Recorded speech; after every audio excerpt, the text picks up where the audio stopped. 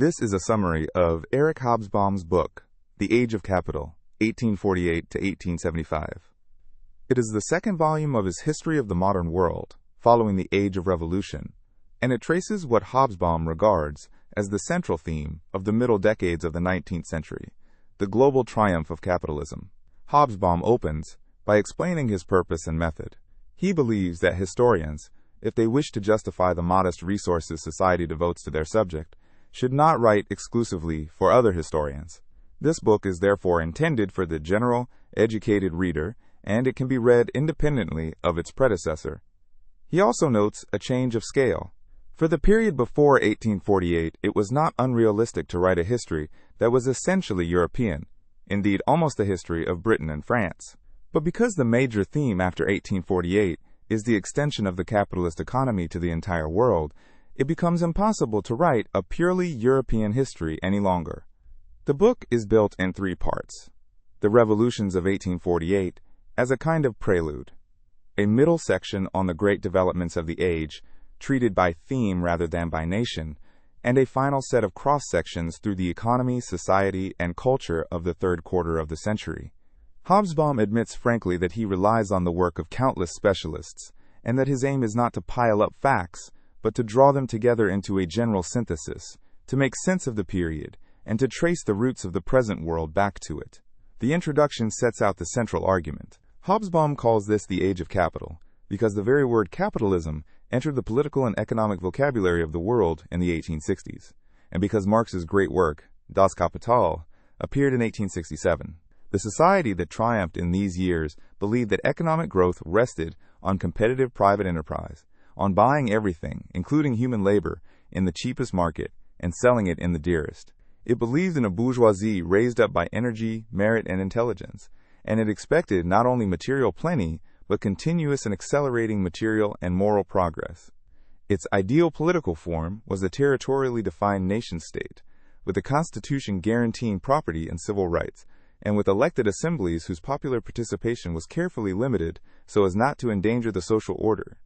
This confident vision, Hobsbawm stresses, excluded the poor, and it excluded the peoples of the world who did not have white skins, preferably originating in the central and northwestern parts of Europe. The crucial turning point was the failure of the revolutions of 1848. Before that year, it had seemed genuinely uncertain whether liberal capitalism would triumph. The laboring poor were stirring, and the 1830s and 40s had been an era of crisis. Then came 1848, the springtime of peoples, the first and very nearly the last genuinely European revolution, breaking out almost simultaneously from Copenhagen to Palermo, from Barcelona to the borders of Russia and Turkey. And it failed, universally, rapidly, and definitively. After 1848, there would be no general social revolution of the old kind in the advanced countries. Instead, the sudden and apparently boundless expansion of the world capitalist economy provided an alternative. In Hobsbawm's memorable formulation, the British Industrial Revolution had swallowed the French Political Revolution. Political revolution retreated. Industrial revolution advanced. This produces what Hobsbawm calls a lopsided history. It is, above all, the story of the massive advance of the world economy of industrial capitalism, and of the ideas that legitimized it: reason, science, progress, and liberalism. It is the era of the triumphant bourgeois, though the bourgeoisie itself still hesitated to take open political power, still frightened of the people, still convinced that democracy would be the rapid prelude to socialism. And so the men who actually presided over the age were a reactionary Prussian country nobleman, an imitation emperor in France, and a succession of aristocratic landowners in Britain. The real drama of the period, Hobsbawm insists, was not political, but economic and technological. Iron pouring out in millions of tons, ribbons of railway crossing continents, submarine cables laid across the Atlantic, the Suez Canal cut through the desert, great cities like Chicago stamped out of the soil of the American Midwest, and enormous streams of migrants crossing the oceans. The exploiters of this world were sober men in sober clothes, spreading respectability and a sentiment of racial superiority, together with gasworks, railway lines, and loans. Hobsbawm does not pretend to neutrality. He confesses a certain distaste, even a certain contempt, for the age, mitigated by admiration for its titanic material achievements, and he says openly that his sympathies lie with those to whom few listened a century ago. The world of the third quarter of the 19th century, he writes, was one of victors and victims, and its drama was the predicament not of the former but of the latter. If the age has an end date, it is 1873, the year of a great financial crash that opened what contemporaries called the Great Depression, the Victorian equivalent of the Wall Street crash of 1929. The first chapter examines the revolutions of 1848 themselves, under the title, The Springtime of Peoples. In the opening weeks of that year, Alexis de Tocqueville warned the French Chamber that they were sleeping on a volcano, that a wind of revolution was blowing. Almost at the same moment, Marx and Engels, then 30 and 28 years old, published the Communist Manifesto in London. The French monarchy fell in February, and the Republic was proclaimed, and the revolution then spread like a brush fire, faster and more widely than any before it, to southwestern Germany, to Bavaria, to Berlin, to Vienna, and immediately to Hungary, to Milan and the rest of Italy. Even the fastest information service in Europe, that of the Rothschild Bank, took 5 days to carry the news from Paris to Vienna, yet within weeks no government was left standing across an enormous swath of the continent. It was, Hobsbawm says, the first potentially global revolution, with echoes as far away as Brazil, and yet within 18 months, almost every overthrown regime had been restored. Hobsbawm's central explanation is that 1848 failed because the decisive confrontation turned out to be not between the old regimes and a united front of progress, but between order and social revolution. The revolutions were social revolutions of the laboring poor, and this frightened the moderate liberals who might otherwise have led them. The casualty figures make the point. Of the roughly 300 people killed in the March fighting in Berlin, only about 15 came from the educated classes. The crucial moment in France was not the February Revolution but the June insurrection of the Paris workers, which was crushed with terrible severity, thousands killed, and many more arrested and deported. Faced with the choice, the bourgeoisie preferred order to the chance of implementing its full program. As Cavour had predicted, the most enthusiastic Republicans would be the first to join the conservatives once the social order seemed genuinely menaced. In Hobsbawm's words, the bourgeoisie ceased to be a revolutionary force. Where the revolution lasted longest, it did so as a movement of national liberation, in Italy and in Hungary. In Italy, the moderates rallied behind the King of Piedmont against Austria, but military weakness and hesitation led to defeat, and, ironically, it was non-revolutionary France that reconquered Rome in 1849. In Hungary, under Louis Kossuth, the best-known revolutionary figure of the year, the revolution was defeated only when Vienna called in a Russian army. The Hungarian forces surrendered to the Russian, not the Austrian, commander. Hobsbawm asks whether there was any real alternative and concludes, almost certainly not. The bourgeoisie preferred order, the radical intellectuals were a force, but rarely a genuine political alternative, and the laboring poor lacked the organization, the maturity, and the leadership to win. It was the first revolution in which socialists and communists appeared at the front of the stage from the very beginning, but Marx himself did not then believe that a proletarian revolution was on the agenda. Hobsbawm dwells on the heterogeneity of the revolutionary zone. The revolution triumphed in the great central core of Europe, in France, the German Confederation, the Austrian Empire, and Italy, but not on the periphery, which was either too remote, like Iberia and Sweden, too backward to have explosive social classes, like Russia and the Ottoman Empire, or already industrialized and playing by different rules, like Britain and Belgium. The zone itself ranged from backward Calabria to the developed Rhineland, from literate Prussia to illiterate Sicily. In Germany and Italy, the very form and existence of the state was at issue, and national movements collided head-on with the multinational Habsburg Empire. The Czech leader Palacký famously remarked that if Austria did not already exist, it would be necessary to invent it. The Frankfurt Parliament, where 68% of the deputies were officials, became a byword for intelligent futility. The one change that proved irreversible was the abolition of serfdom in the Habsburg lands. Hobsbawm is careful to correct the label, the revolution of the intellectuals. Poets and professors and doctors were prominent, but the revolutions were made by the laboring poor, and it is no accident, he writes, that the one document of that year to have a lasting effect on world history was the Communist Manifesto. The revolutions, then, surged and broke like a great wave, leaving little behind except myth and promise, but they were profound in one respect. They ended the politics of tradition in Western Europe. Henceforth, even the defenders of the social order had to learn the politics of the people. Prussian Junkers found that they needed a newspaper to shape public opinion, and Otto von Bismarck would master the new techniques of mass politics. Above all, in December 1848, France elected Louis Napoleon president by an overwhelming majority on the strength of his famous name. His election showed that even universal suffrage could be made compatible with the maintenance of the social order. He became, in Hobsbawm's phrase, the first of the modern heads of state, who ruled not by simple armed force but by demagogy and public relations. The figures are telling. Louis Napoleon was chosen by some 5.5 of 7.5 million votes, and the peasants who backed him did so in a spirit. Hobsbawm summarizes as, "No more taxes, down with the rich, down with the republic, long live the emperor." The June days in Paris, meanwhile, had cost around 1,500 lives in the fighting itself, some 3,000 more slaughtered after the defeat, and about 12,000 arrested, many of them deported to labor camps in Algeria. This, and not the euphoric February days, was the decisive event of the French year.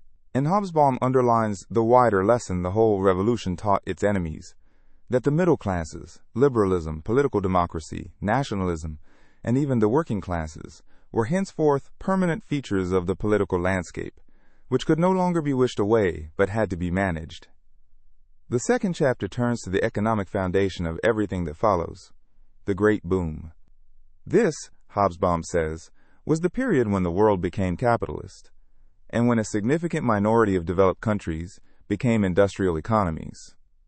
The revolutions had been precipitated by the last great economic crisis of the old, agrarian kind. But from about 1850, a global boom of unexampled scale took hold, and it did much to diffuse the politics of revolution. Prosperity gave the restored governments a breathing space. The great international exhibitions of the age, beginning with the Crystal Palace in London in 1851, were rituals of capitalist self-congratulation, each larger than the last. Hobsbawm identifies two fundamental reasons for the acceleration: the railway, which Marx called capitalism's crowning achievement, and the geographical multiplication of the capitalist economy across the whole globe by railway, steamship, and telegraph. World trade rose by 260% between 1850 and 1870. The gold discoveries in California and Australia multiplied the world's gold supply several times over, produced a rare inflationary interlude in an otherwise deflationary century, and, as Engels put it, created large new markets out of nothing. There was, Hobsbawm writes, an overwhelming consensus about the recipe for economic growth: economic liberalism. Guild controls were dismantled, usury laws repealed, mining restrictions withdrawn, and legal obstacles to trade unions gradually removed. Only Britain, however, fully embraced free trade. The United States remained the bastion of protection. This was an age of smoke and steam, and above all of iron rather than steel. Even in 1870, less than 15% of British and German finished iron was steel. The single greatest new fact was the rise of Germany, whose fixed steam power grew from about 40,000 horsepower in 1850 to 900,000 by 1870, equaling Britain. No state, Hobsbawm observes, could now maintain its place among the great powers without industrial capacity. The scale of the material advance is best conveyed by figures. World coal output multiplied about 2.5 times, iron output roughly fourfold, and total steam power grew from about 4 million horsepower in 1850 to more than 18 million by 1870. Iron consumption per head reveals the uneven pace of development, standing at 170 pounds in Britain, but only 27 in Germany at the start of the period. The United States pioneered mass production, from the Colt revolver and the Winchester rifle to the sewing machine and the assembly lines of the Cincinnati and Chicago slaughterhouses. Confidence peaked in the founders years and then broke in the crash of 1873. Some 21,000 miles of American railroad went bankrupt. German share values fell by around 60%, and almost half the world's blast furnaces fell idle. The third chapter describes how the world was unified. Between 1848 and 1875, the formerly disconnected parts of the globe were drawn together into a single, interdependent world economy. As late as 1848, vast areas were still literally blank on the best European maps, and Hobsbawm notes that the standard European reference book, the Almanach de Gotha, did not even include China until 1861 or Japan until 1863. By 1870, the foreign trade per head of the leading economies was 4 or 5 times its level of 1830. Hobsbawm uses Jules Verne's novel Around the World in 80 Days, published in 1872, as a symbol. The same journey around the world would have taken about 11 months in 1848. The real transformation, he emphasizes, was on land, through the extension of the railway network. By 1875, railways ran on all 5 continents, with 62,000 locomotives worldwide, and engineers had driven lines over alpine passes and across the Rocky Mountains. The most startling technological transformation, in Hobsbawm's judgment, was the telegraph. Continental telegraph lines grew from 2,000 miles in 1849 to more than 100,000 20 years later, and submarine cables, made practicable by gutta-percha insulation, were laid across the Atlantic and then virtually girdled the globe. By 1872, London could telegraph Tokyo and Adelaide, and the result of the Derby horse race could be flashed from London to Calcutta in 5 minutes. The California gold rush of 1849 is Hobsbawm's demonstration of the new interdependence. The population of California leapt from 14,000 to 250,000 within a few years. San Francisco grew from a village to a city, and even Chinese migrants crossed the Pacific, in what he calls the first voluntary mass migration in history from an Oriental to an Occidental society. By 1875, the world's railways were carrying nearly 1,400 million passengers and more than 700 million tons of goods, some 9 times what the seas carried in a year, and the engineering feats were extraordinary, from the Semmering Pass in the Alps to Henry Meig's Peruvian Central Railway, which climbed to nearly 16,000 feet. The builders and financiers were a colorful company, from Thomas Brassey, who at times employed 80,000 men on 5 continents, to the Saint-Simonian visionaries like Ferdinand de Lesseps, who cut the Suez Canal. Yet Hobsbawm insists on a paradox. The unity of the world also implied division, for the world capitalist system was a structure of rival national economies, and the clearest proof of interdependence was the international slump, first in 1857, and again, more profoundly, in 1873. The 4th chapter, on conflicts and war, argues that the generation after 1848 was an age not of revolutions, but of wars. Because the defeat of revolution and the economic boom had diffused the explosive mixture of domestic and international problems, governments could once again treat war as a normal instrument of policy, starting and stopping wars almost at will. West of Russia, they also kept the political initiative at home while conceding limited demands. Britain passed the Reform Act of 1867, which Disraeli described as catching the Whigs bathing and walking off with their clothes. The Habsburg monarchy struck the Compromise of 1867 that created the dual monarchy of Austria-Hungary. And in Prussia, when a liberal parliament resisted the king over army reform, the crown simply called in Bismarck, who governed and raised taxes without parliamentary consent, and did so without. The great political operators of the age, Cavour in Piedmont and Bismarck in Prussia, were lucid, deeply anti-revolutionary men who took over the national programs of their day while stripping them of their democratic and revolutionary content. The Crimean War of 1854 to 1856 was the nearest thing to a general European war between 1815 and 1914, and it killed over 600,000 men, almost half of them from disease. Then came 4 wars in 12 years, by blood and iron, through which Bismarck excluded Austria from Germany, and, by provoking war with France in 1870, made Prussian supremacy acceptable to the smaller German states. But the truly uncontrollable slaughters of the age were the civil and people's wars. Hobsbawm calls the 1860s a decade of blood. The Taiping Wars in China, the American Civil War, which killed over 600,000 soldiers, and the Paraguayan War, which reduced Paraguay's population to perhaps 200,000, of whom only around 30,000 were men, all dwarfed the European conflicts. He explains their scale by 3 factors: the multiplying tensions of global capitalist expansion, the reversion to war as a normal instrument of policy, and the new technology of capitalism, from the railway and telegraph to armored warships and mass-produced firearms, which made the giant battle routine, engagements of more than 300,000 men, almost unknown in the Napoleonic Wars, becoming common at Sadowa, Gravelotte, and Sedan. Out of all this, the international power structure was fundamentally altered. Industrialization produced new industrial capitalist powers beside Britain.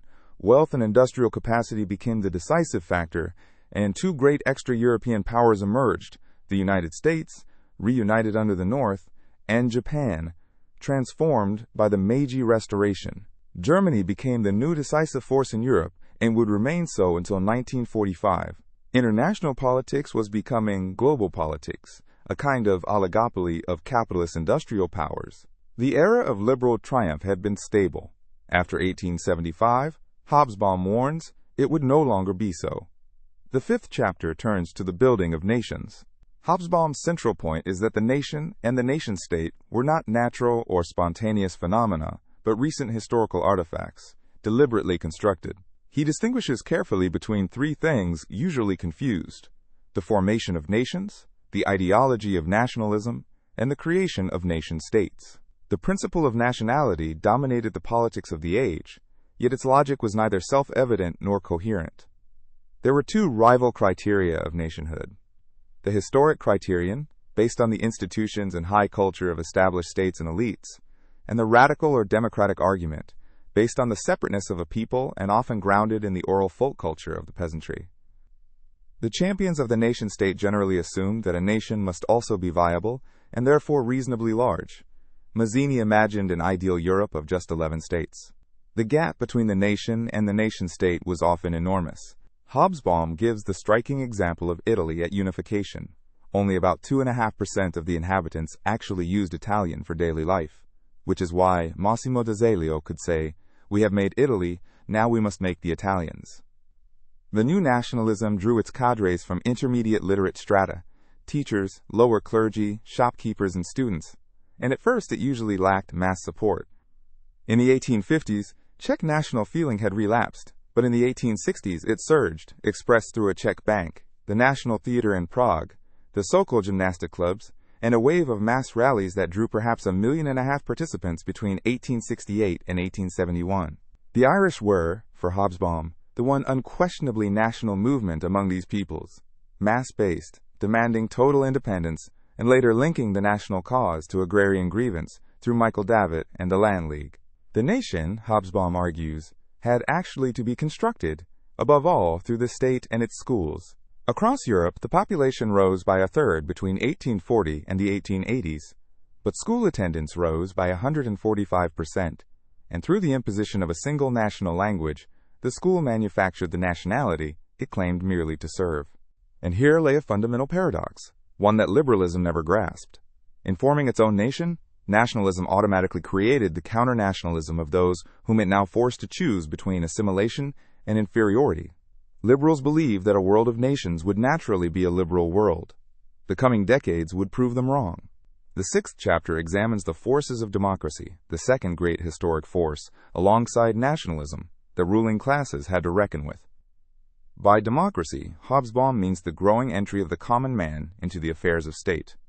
Bourgeois liberalism, he argues, had no theoretical defenses against mass democracy, because representative government rested on legally equal individuals, and the old distinctions between the propertied and the propertyless could not be sustained in theory once education and social mobility began to blur the lines. The period, therefore, became one of managing and taming the masses. France under Napoleon III was, in Hobsbawm's phrase, a laboratory of a more modern kind of politics.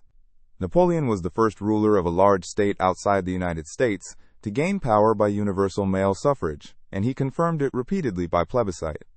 He pioneered a relationship between ruler and masses that would later be rediscovered by nationalists, by populists, and, in its most dangerous form, by fascists. The spread of the suffrage was uneven, and even where it existed, it was often decorative. The line between left and right became largely a line between the anti-clerical and the clerical, sharpened by the Pope's Syllabus of Errors of 1864, which condemned 80 modern errors and denied, in its final clause, that the Roman pontiff could ever reconcile himself with progress, liberalism, and modern civilization. The German Empire's universal suffrage was largely decorative. The British Second Reform Act still left only around 8% of the population with the vote, and United Italy enfranchised barely 1%. Hobsbawm then turns from the politics of the classes to the emergence of the working class as an independent force. The labor movement had been decapitated, but not destroyed, by the failure of 1848. Its leaders were jailed or exiled, and its organizations dissolved. But from around 1860, the proletariat returned to the stage. The first international, the International Working Men's Association, was founded in London in 1864 and was soon dominated by Marx, who defeated in turn the pure trade unionists, the followers of Proudhon, and the anarchists of Bakunin. The one genuinely mass Marxist movement grew in Germany, from Ferdinand Lassalle's Workers' Association of 1863 to the fusion of rival groups in 1875 that formed the Social Democratic Party. A great strike wave swept the continent in these years, reaching even St. Petersburg, and it coincided with the Paris Commune of 1871. Hobsbawm stresses that the aim was long-term. Marx did not expect immediate revolution. His goal was the creation of independent, socialist mass labor movements.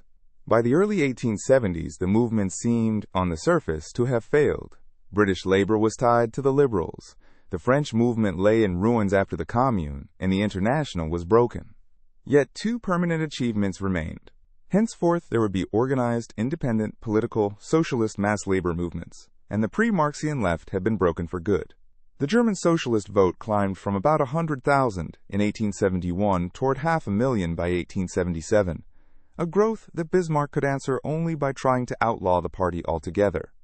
Hobsbawm gives the scale of Napoleon III's popular sanction more than 7.5 million votes to 250,000 in the plebiscite of 1852, and traces the tangled struggles inside the First International, where Marx had to see off not only Proudhon's followers and Bakunin's anarchists, but the danger of the association becoming a mere federation of trade unions. He notes the peculiar irony of the age, that governments began to expand the suffrage precisely because conservatives like Disraeli and the Belgian Catholics wrongly assumed that the newly enfranchised masses would prove conservative in their own sense.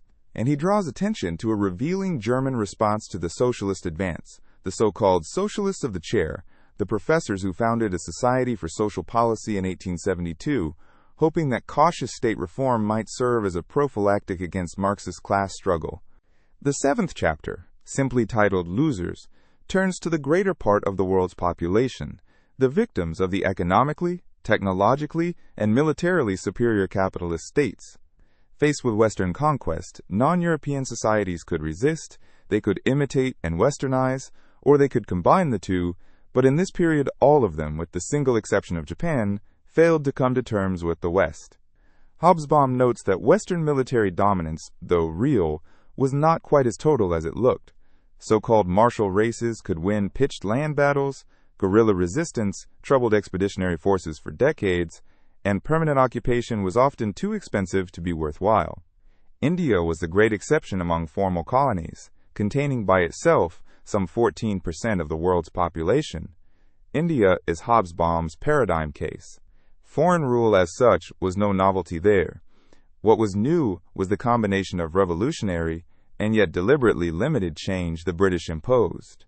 Britain westernized selectively, educating a small, anglicized elite of subordinate administrators through Macaulay's famous educational program, while refusing full westernization, since Indians were meant to be subjects, not competitors with British capitalism. The Indian Mutiny of 1857, which Hobsbawm describes as the last kick of traditional northern India against direct British rule, was suppressed in a welter of blood and brought down the East India Company. Yet the very westernization Britain introduced would eventually produce both the leadership and the ideology of the future liberation struggle. Hobsbawm then examines two nominally independent victims, Egypt and China. Egypt was ruined by its own agricultural wealth and strategic position, transformed into a cotton export economy that supplied 70% of its earnings, while its ruler borrowed so recklessly that by 1876, debt service consumed about half the state's revenue, opening the way to foreign control, and, in the 1880s, British rule.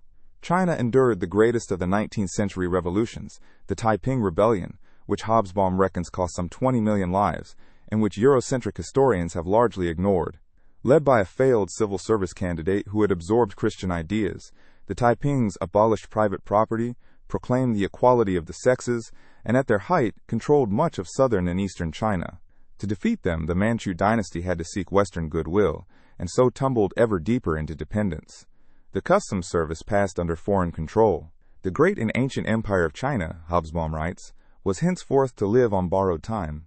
Latin America occupies a special place in this chapter, as a region already nominally westernized yet economically dependent. Its liberal institutions were superimposed on agrarian, oligarchic societies ruled by great estate owners and caudillos, its trade dominated by foreigners, chiefly the English, and its governments propped up by British loans. Mexico lost vast territories to United States aggression in 1847, and the continent exported guano, nitrates, tobacco, cotton, and coffee into the world market. Ideologies of progress flourished, from Freemasonry to Comte's positivism, whose motto, order and progress, still adorns the flag of Brazil, and anti-clerical reformers like Benito Juarez in Mexico separated church from state and sold off ecclesiastical lands.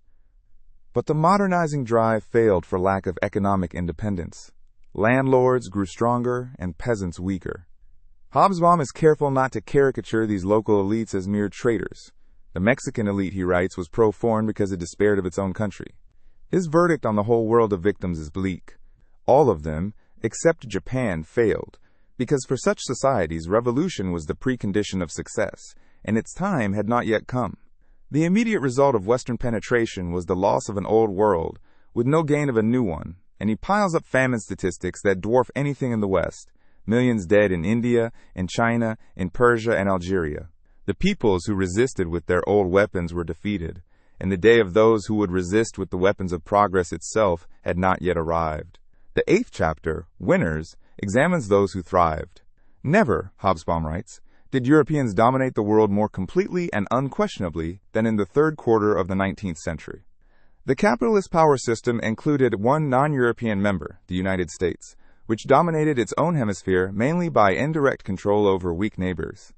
America was the land of superlatives, absorbing millions of European migrants, and Chicago grew from 30,000 people in 1850 to over 1 million within 40 years. The American self-image rested on the myth of free farmers on free land, embodied in the Homestead Act of 1862, though Hobsbawm notes that the real beneficiaries were often speculators and railway companies rather than settlers. The two great American myths, the Civil War and the West, were intimately connected, because westward expansion precipitated the conflict between North and South. Hobsbawm argues that the North was not chiefly worried about slavery, but about tariffs, the South being in effect a semi-colony supplying Britain with raw cotton. The North won because of overwhelming preponderance, holding over 70% of the population and over 90% of industrial production. Slavery was abolished, but this was no lasting triumph for the freed slave, for Reconstruction was abandoned, and the South reverted to conservative white racial control. As for the myth of the West, Hobsbawm strips it of its romance. Its wildness, he argues, came not from the Indians but from the absence of effective institutions of government and law, in sharp contrast to the orderly Canadian frontier. The buffalo were exterminated, some 13 million killed by the early 1880s. The Indians were driven onto reservations, and millions of longhorn cattle were driven north to the Chicago slaughterhouses. The frontier dream, he says pointedly, excluded Indians, Chinese, Negroes, and Mexicans. It was a dream of poor whites who hoped to replace the private enterprise of the bourgeois world by gambling, gold, and guns. The third strand of the chapter is the robber barons, the buccaneering capitalists of the post-war boom, distinguished by the almost total absence of control over business, spectacular corruption, and a willingness to make money by any means. Social Darwinism became, in Hobsbawm's phrase, a national theology, yet he punctures the myth of the self-made man with statistics. Only a small fraction of the industrial elite of the 1870s had risen from working-class origins, while in Britain some 70% of the millionaires who died in these years descended from generations of wealth. The second half of the chapter treats Japan, the only non-European country to meet and beat the West at its own game. Japan possessed both the will and the capacity that China and Mexico lacked, together with a state apparatus able to control an entire society. The Meiji Restoration of 1868 was a revolution from above, led by young samurai under the slogans, "Expel the barbarians" and "Venerate the emperor." Hobsbawm draws a parallel with Prussia, capitalism installed from above by an old aristocratic and bureaucratic order, retaining militarism and an ethic of obedient discipline. But because the initiative came from the feudalists themselves, it cannot really be regarded as a bourgeois revolution. Westerners persistently underestimated Japan. Hobsbawm quotes an English-language paper of 1881 dismissing the Japanese as a happy race, content with little and unlikely to achieve much. The 9th chapter, Changing Society, surveys the movements for radical social change in an age when the prospects for alternatives to capitalism were receding. Hobsbawm compares writing this history to writing about snakes in Britain. They exist, but not as a very significant part of the fauna. Yet the memory and fear of revolution remained vivid, because anyone aged 40 in 1868 had lived through 1848 as a youth. He traces Marx's evolving strategy, his growing interest in an indirect approach to revolution through colonial revolt, especially in Ireland, through Russia, whose village commune might allow it to bypass mature capitalism, and through the United States. He then maps the revolutionary theories of the age as so many reactions to the failure of 1848.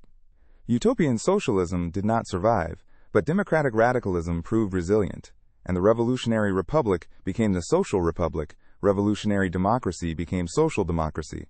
Anarchism was a genuine product of this period, founded on Proudhon's ideal of small producers and Bakunin's passion for destruction, which he called at the same time a creative passion.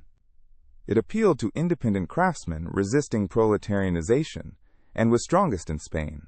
The most interesting revolutionary movement of the age, in Hobsbawm's judgment, was Russian populism, a movement of a few thousand intellectuals that became the ancestor both of later Third World movements and of Russian Bolshevism, a direct link between the revolutionism of the 1830s and the revolution of 1917.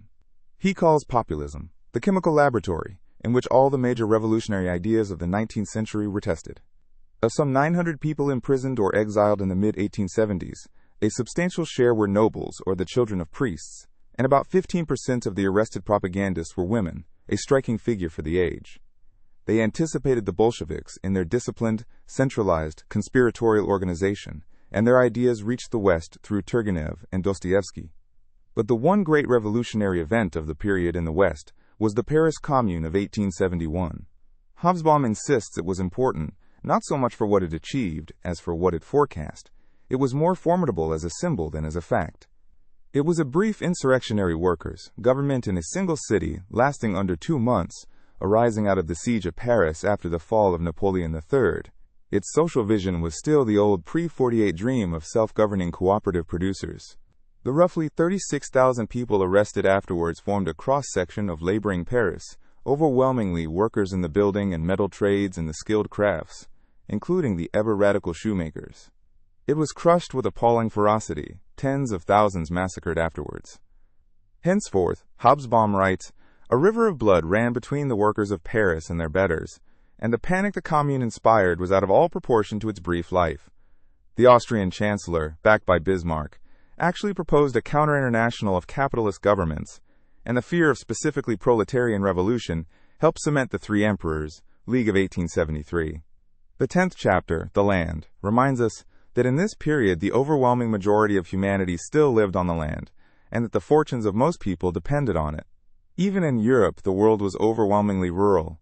Britain was the great exception, its city dwellers only just outnumbering country dwellers by 1851. The central process Hobsbawm traces is the growing subjection of world agriculture to the industrial capitalist economy. The area of the world under cultivation rose by half between 1840 and 1880, from roughly 500 to 750 million acres, half the increase occurring in the Americas, where the farmed area trebled in the United States and quintupled in Australia. Remote regions were drawn into a single market by the railway and the steamship, so that Russian and American grain exports multiplied enormously. World agriculture divided into 2 sectors, a capitalist market sector, haunted by the specter of overproduction, and a traditional subsistence sector, still haunted by the older fear of the bad harvest and famine. For capitalism, Hobsbawm writes, land was simply a factor of production and a commodity, and agriculture an industry like any other, to be conducted on sound, profit-maximizing principles. But 3 great obstacles stood in its way: the peasants, their social superiors, and the institutions of traditional society, all of them the predestined victims of capitalism. The period saw the wholesale liquidation of unfree labor, slavery abolished in the United States and most of Latin America, serfdom formally abolished across Europe between 1848 and 1868. Yet emancipation, driven partly by fear of peasant revolution and partly by the belief that free labor was more productive, produced unsatisfactory results. Neither of the 2 paths to capitalist agriculture, the Prussian way of large estates with hired labor, or the American way of independent commercial farmers, was systematically taken. Ex-slaves and ex-serfs largely remained a poor and discontented peasantry. The main effect of liberal reform and of the assault on communal landholding was, in Hobsbawm's words, to sharpen the edge of peasant discontent. And for the first time, this discontent could begin to be mobilized by the political left, so that, as the boom gave way to the agrarian depression, the peasantry could no longer be taken for granted as a conservative element in politics. The industrialization of farming itself, Hobsbawm notes, remained limited. Steam power never found the basic labors of the farm congenial, and the reaping and mowing machines were largely confined to the United States, with its scarce labor and vast fields. He also traces how the fabric of country life began to change under the influence of the railway and the village schoolteacher, offering the vivid detail that in one district of Normandy, the old village nicknames had vanished by 1875, due entirely, a contemporary reported, to the schoolmasters.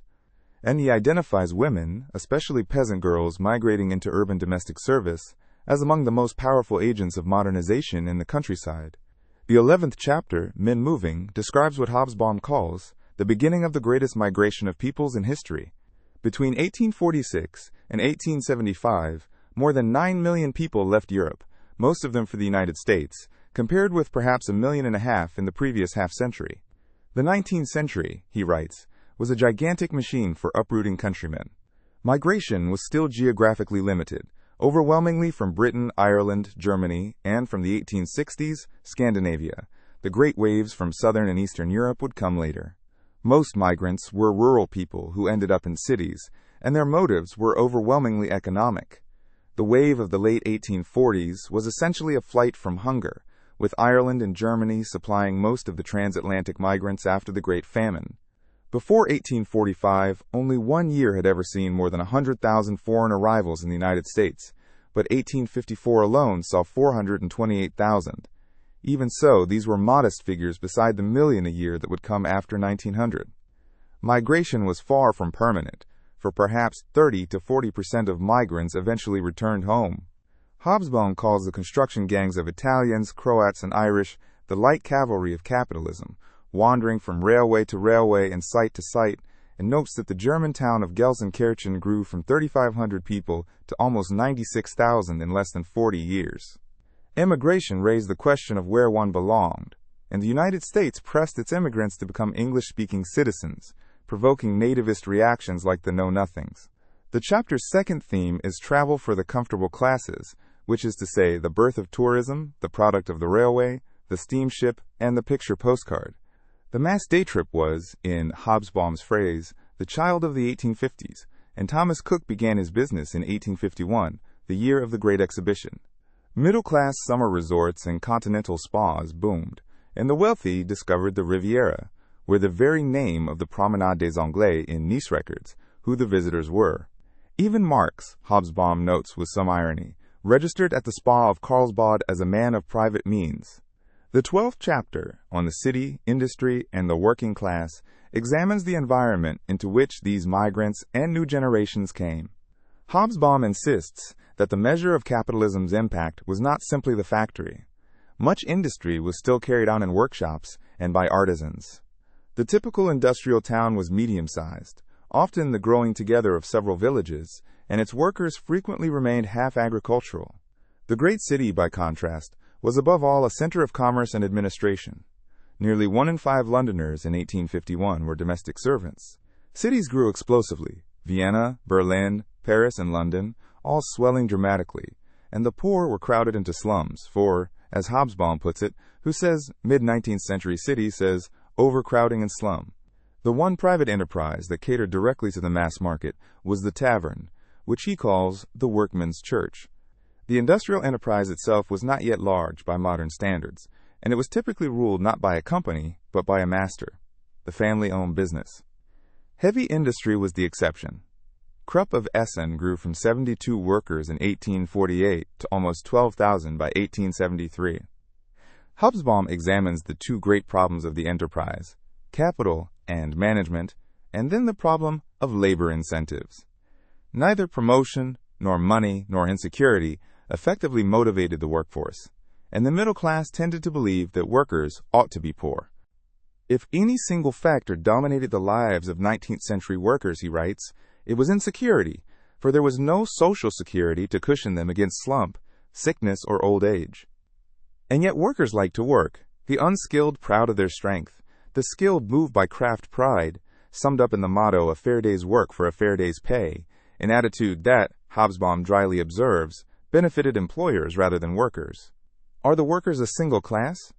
Hobsbawm acknowledges huge internal differences, yet argues they were united by manual labor, by exploitation, by wage earning, and by a growing segregation from an increasingly self-contained bourgeoisie. He identifies a fissure running through the working class, between the respectable and the unrespectable, between the workers and the poor.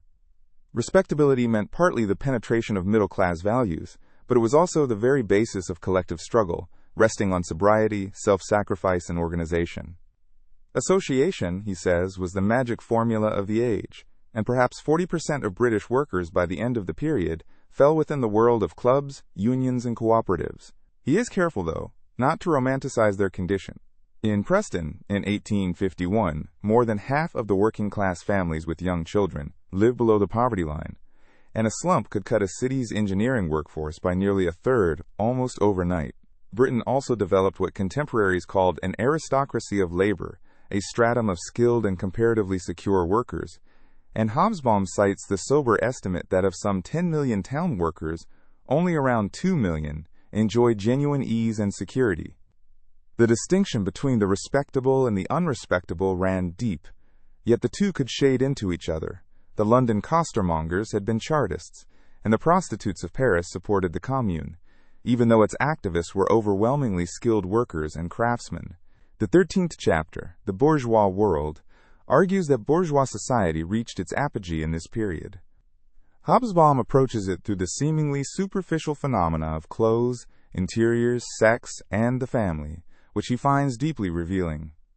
The home was the quintessential bourgeois world, crowded with solid, durable objects that also had to express spiritual aspiration, a duality of matter and spirit that he sees epitomized in the piano.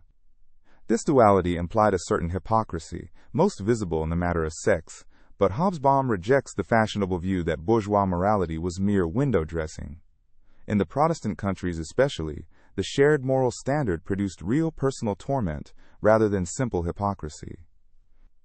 The home was ritualized above all in the celebration of Christmas, complete with the German Christmas tree and the Dickensian family dinner, a festival of domestic warmth against the cold competition outside. Costume, meanwhile, was an extraordinary combination of temptation and prohibition, swathing the body while grotesquely emphasizing its sexual characteristics. It is not for nothing, Hobsbawm remarks, that repression would become the cornerstone of Freud's theories. And he notes a shift in the bourgeois moral problem itself. As fortunes accumulated, the difficulty was no longer how to save but how to spend, and the word parvenu became a synonym for the lavish spender who had not yet learned to reconcile getting and spending with respectability. The bourgeois family Hobsbawm calls the most mysterious institution of the age, for it poses a puzzle. Why should a society founded on competitive individualism, equality, and freedom rest on a patriarchal autocracy that denied all of these things to women and children and servants? The structure of the bourgeois family, he writes, flatly contradicted that of bourgeois society. The home was the warrior's rest, an oasis against the struggle for existence outside, and the reinforced patriarchy expressed, at the level of the individual, the essential inequality of capitalism. This, he suggests, helps explain why a systematic feminist movement began precisely in the Anglo-Saxon Protestant countries. This class was also nearly closed at the top. Some 89% of British steelmasters in the mid-1860s came from middle-class families, and only around 4% from the workers. And Hobsbawm stresses the economic advantages of the great interlocking family clans, like the Siemens brothers operating from Berlin, St. Petersburg, and London, or the Protestant textile dynasties of Mulhouse. He then defines the bourgeoisie, economically a capitalist, but more broadly, a body of persons of power and influence, independent of traditional birth. Its politics were the politics of pressure groups rather than mass movements, and its common creed united capitalism, competition, science, reason, progress, and limited representative government. Finally, Hobsbawm asks whether the bourgeoisie was a ruling class, and answers with a crucial distinction. It did not rule directly, in the manner of the old landed aristocracy. What it exercised, he writes, was hegemony. and what it increasingly determined was policy. He conveys the ruthlessness beneath that hegemony with a chilling anecdote from the Seton Delaval case of 1859, in which 9 upright, teetotal Methodist miners were jailed by a magistrate who explained himself without embarrassment. "I know they are respectable men," he said, "and that is why I put them in prison. It is no use sending to jail those who cannot feel." From master to master race, Hobsbawm remarks, was only a short step. There was, quite simply, no alternative to capitalism. Even the socialists believed the road to the future ran through developed capitalism, and even conservative regimes recognized that the alternative to capitalist development was backwardness and weakness. The bourgeois liberal capitalist program was, in the third quarter of the century, beyond doubt or challenge, though from the 1870s its monopoly would begin to crumble. The 14th chapter turns to science, religion, and ideology. This was a supremely self-confident bourgeois culture, and nowhere more so than in science, to which it subordinated all other intellectual activity, even philosophy. Yet Hobsbawm calls it a non-revolutionary period in both science and society. There was massive, visible progress, but within firm and largely unquestioned conceptual frameworks. Its self-confidence rested less on results than on faith in the infallibility of the scientific method, and it was often misplaced. The physicist Lord Kelvin, for instance, believed that all the basic problems of physics had essentially been solved. Hobsbawm surveys the maturing hierarchy of the sciences, the thermodynamics and electromagnetism that made physics seem almost complete, the achievements of chemistry crowned by Mendeleev's periodic table of 1869, and the rise of bacteriology through Pasteur, Koch, and Lister. He notes the poignant fate of Gregor Mendel, whose experiments with peas in 1865 founded the science of genetics and went entirely unnoticed for a generation. But the crucial theory of the age was evolution, and its dominant public figure was Charles Darwin. Evolution mattered above all because it ratified the triumph of history over all the sciences and abolished the line between the natural and the human sciences by including man within nature. Darwin's vision of competition and the survival of the fittest also echoed the liberal economics of the age. The most disturbing theme of the chapter is the perversion of science into ideology, above all racism. Physical anthropology and evolution were combined to construct a hierarchy of races. Hobsbawm's interpretation is pointed: a fundamentally inegalitarian society that rested on a fundamentally egalitarian ideology needed some way to rationalize its inequalities.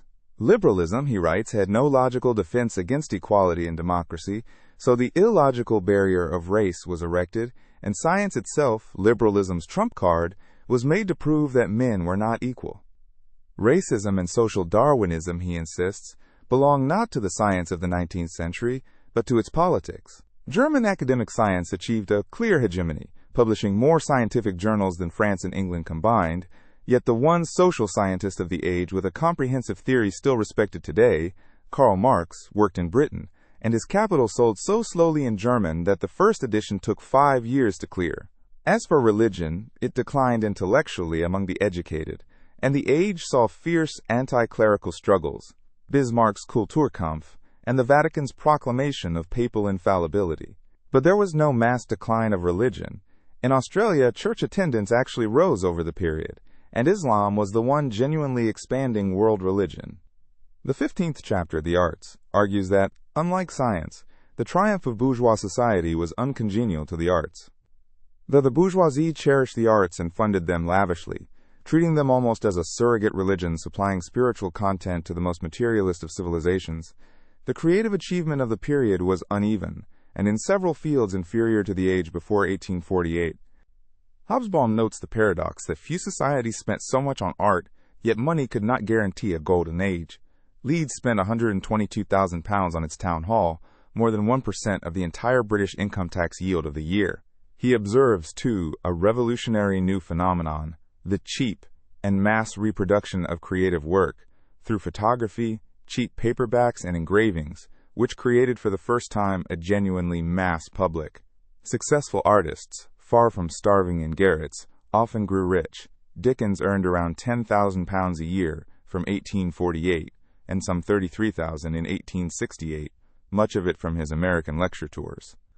The core of the chapter is what Hobsbawm calls the crisis of realism. The mid-century believed that content mattered far more than form, and that the great question to ask of any work was, what is it about?